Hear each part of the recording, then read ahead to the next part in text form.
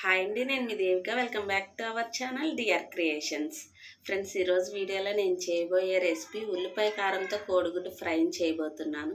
మన నోటికి కారం కారంగా తినాలనిపించినప్పుడు ఇలా ఉల్లిపాయ కారం వేసి కోడిగుడ్డు ఫ్రై చేసుకొని తిన్నారని కమ్మగా రుచికరంగా కడుపు నిండా తింటారు.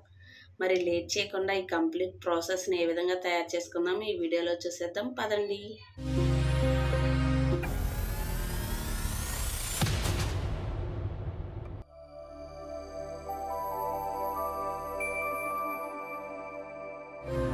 ఒక గిన్నెలో ఒక 5 కోడిగుడ్ల వరకు తీసుకొని కోడిగుడ్లు మునిగేంత వరకు వాటర్ పోసేసుకుందాం. స్టవ్ని మీడియం ఫ్లేమ్లోనే పెట్టి 10 మినిట్స్ పాటు కోడిగుడ్లను ఉడికించుకుందాం. మనకి కోడిగుడ్లు అనేది ఉడికేలోపు మనం ఉల్లిపాయ కారాన్ని రెడీ చేసుకుందాం. అందుకు నేను ఇక్కడ 2 పెద్ద సైజు ఉల్లిపాయని చిన్న చిన్న పీసెస్గా కట్ చేసుకున్నాను. ఒక 10 నుండి 15 వరకు ఎండుమిర్చిని తీసేసుకుందాం. 1 ఇంచ్ అల్లాన్ని, 5-6 రెమ్మల వెల్లుల్లిని తీసుకుంటున్నాను.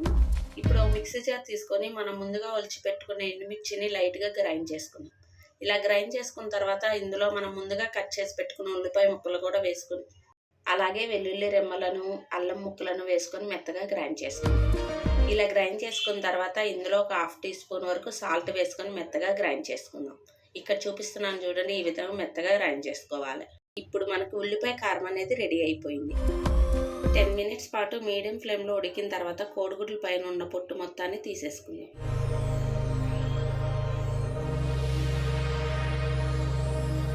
ఈ విధంగా కోడిగుడ్ల పైన ఉన్న పొట్టు మొత్తాన్ని తీసేసిన తర్వాత వీటిపైన చిన్న చిన్న ఘాట్స్లా పెట్టేసుకుందాం.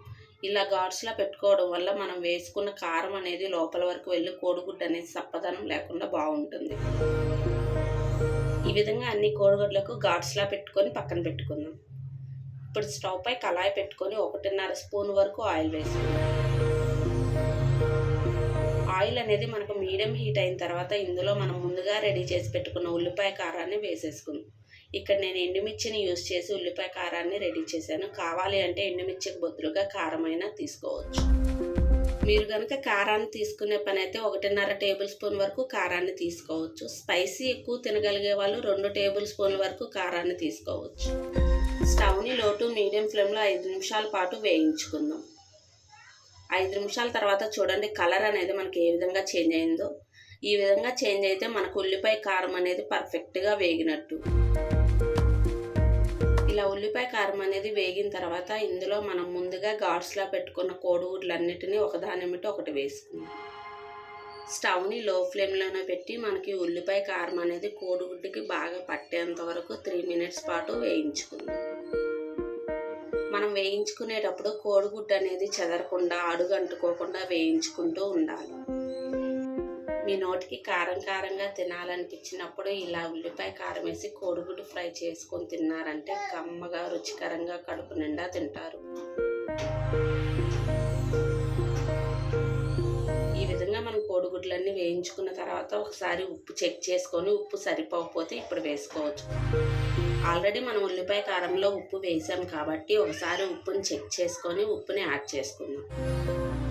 ఉప్పుని చెక్ చేసిన తర్వాత ఇందులో ఉప్పు అనేది కొంచెం తగ్గింది. ఇందులో ఒక 1/2 టీ స్పూన్ వరకు ఉప్పును కూడా యాడ్ చేసుకొని మరోసారి కలుపుకుందాం.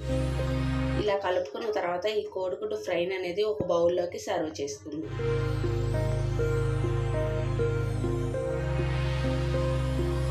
అంతేనండి, చాలా తక్కువ టైంలో తక్కువ ఇంగ్రీడియంట్స్తో చేసుకునే ఉల్లిపాయ కారంతో చేసుకున్న కోడిగుడ్డు ఫ్రై అనేది రెడీ. ఈ ఉల్లిపాయ కారంతో చేసిన కోడిగుడ్డు ఫ్రైని వేడి వేడి రైస్లోకి తీసుకొని తింటే సూపర్ అంటే సూపర్ టేస్టీగా ఉంటుంది. ఒకసారి ఈ రెసిపీని మీరు కూడా ట్రై చేసి మీకు ఏ విధంగా వచ్చినా మీ ఫీడ్బ్యాక్ని కామెంట్ బాక్స్లో కామెంట్ చేయండి.